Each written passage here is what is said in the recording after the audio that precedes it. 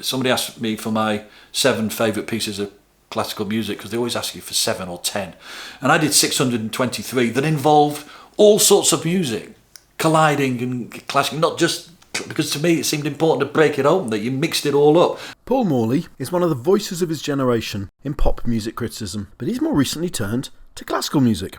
In this video, Paul shares with us some of his experiences. The idea of the Mozarts and the Beethovens and the Mahlers, they seemed somewhere else. They seemed to belong to someone else, and they seemed to be in a world of dragons, and they seemed to be in a world of the past, whereas I was interested in the future.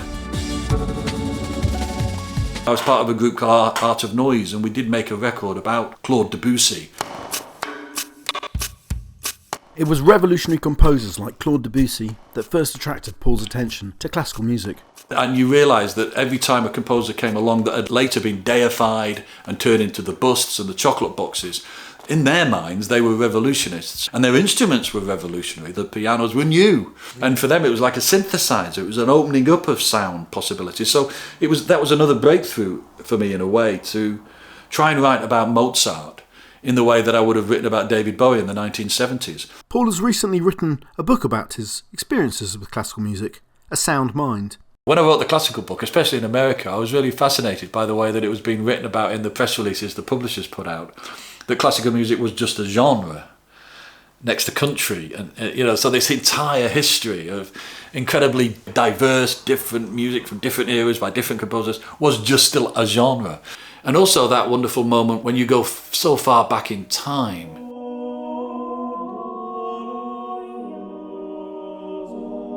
When music is almost just emerging out of the darkness. That early music sounds like it's from the future.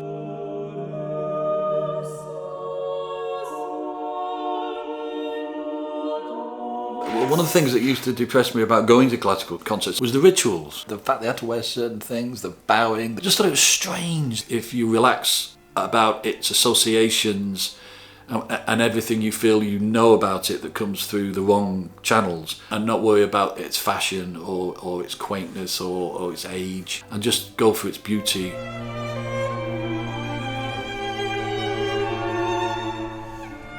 L'Axamessat is such a beautiful piece, just so delightful.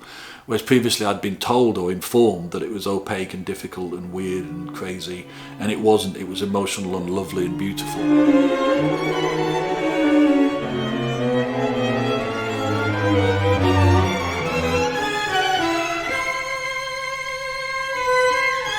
My advice often to genuine people, genuinely suggesting where might they begin, was to begin with string quartets.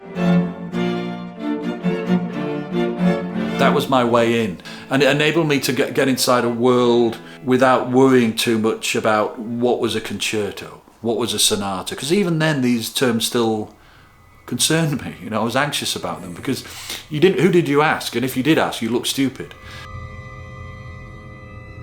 Paul's most recent discovery is Anna, excuse the pronunciation, Thor Valdostia, a contemporary Icelandic composer.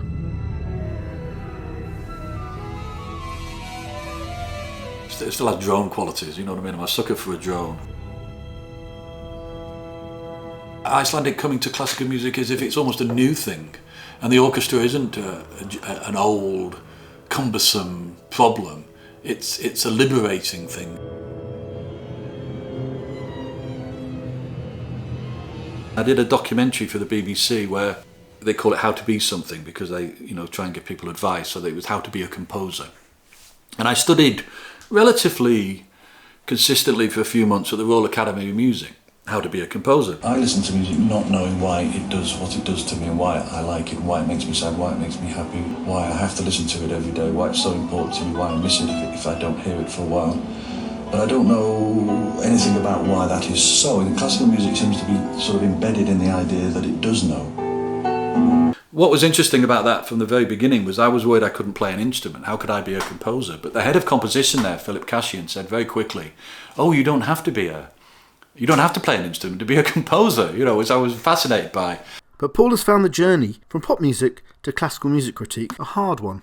to this day, there's still a kind of hostility that the guy that did Frankie Goes to Hollywood should somehow want to write about classical music. But you realise how difficult it is to break into it. A bit like restaurant critics. There were only a few classical music critics in the mainstream media landscape, and they're not going to give up that job. That's one of the few jobs for life that's left, in a way. You know, I always thought that it would be great to have someone young on Radio 3 talking about classical music, thinking that was me. But if I was on Radio 3 doing a classical music programme, I would be old, pale, male and stale myself. For Paul, the entire media landscape has also changed.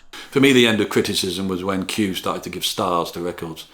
And that led to the idea that you could give Bob Dylan 4 stars and a toaster 5 stars. And somehow that meant the toaster was better. Now, certainly because of streaming, all music seems to belong in the same place and it exists at the same time.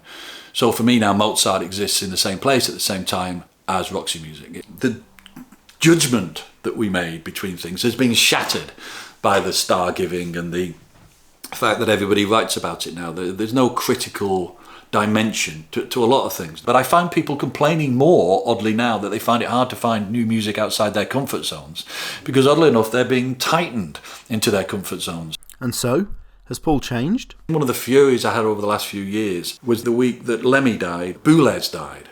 And Lemmy would be on the news at 10 and Boulez wasn't. And oddly, I'd found out I'd gone full circle because I was absolutely furious about this. You know, the Chuckle brother who died got more space than Boulez, and I just thought, this is really sort of interesting.